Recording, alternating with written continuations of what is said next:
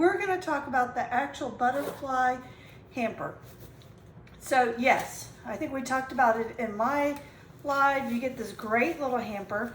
One of the things I have learned about it is that it has a little pocket, and it keeps it so you can fold it over so it stays together. So if you didn't know that, that's a great way to secure it. But when you undo it, it is not enclosed on all 6 sides. We do have an opening on the bottom here.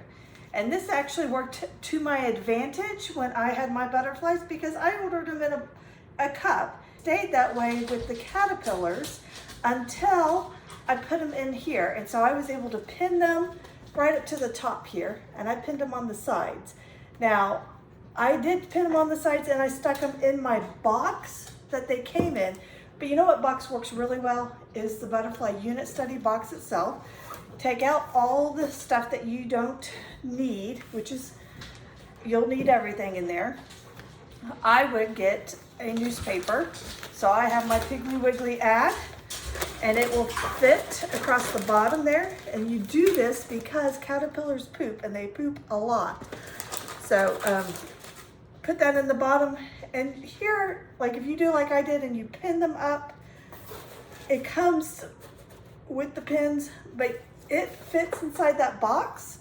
And you want to use the box to help secure this so it doesn't blow very easily. And that works great. And you could take a binder clip and you can clip it to the box just to make it a little more secure, just to know that it's not going to go anywhere. See, and it's not coming out.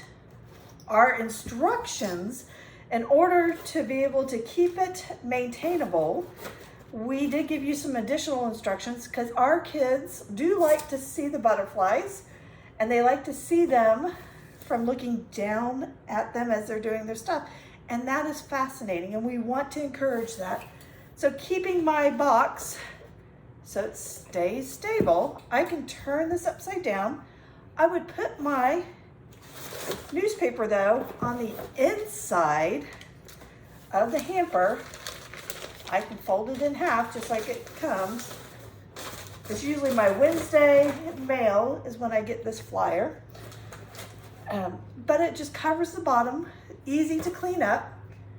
And then I cut a piece of tulle. I always have had, my kids like to play dress up. They like to play, my girls like to play, you know, ballerina and bride and princess and all the things. And so I always kept just extra tulle, not one way or another, so they could wrap it around themselves or make whatever. But so I just used some of that tulle.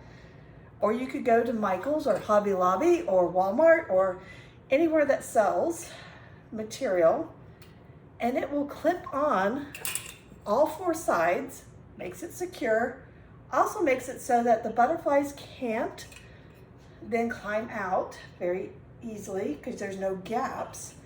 You will look, the little, right here, it's just enough on top of that. No gaps, no gaps, it's all good. But look, it's still in the box, it's still secure.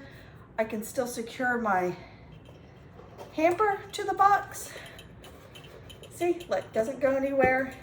And the only hint I have for that would be our hampers have little handles, and our kids would probably want to play with those handles or be able to pick it up by those handles. So you might want to remember when you do the tulle to pull your little handles up and over so they're on the outside. That also gives something less for caterpillars to climb on. But then you could actually hang or let the chrysalis hang from the top of this, and your kids would have a great view. You can see into it. See, looks great. It's secure, can't fall over. If you put it on the back deck or on a back porch like I had put mine, you know, the wind's not gonna just randomly pull it off. I hope you guys understand. I hope you guys, you can tell my little things are old. But that was just a hint. I just put mine in upside down in the box that they were mailed in. That worked great. I didn't have to do the tulle, but this would be a way to allow even more visual of the chrysalis and the butterflies as they're happening without any real expense, because most of us have a piece of material and binder clips around our house. I will talk to you later. Have a great day.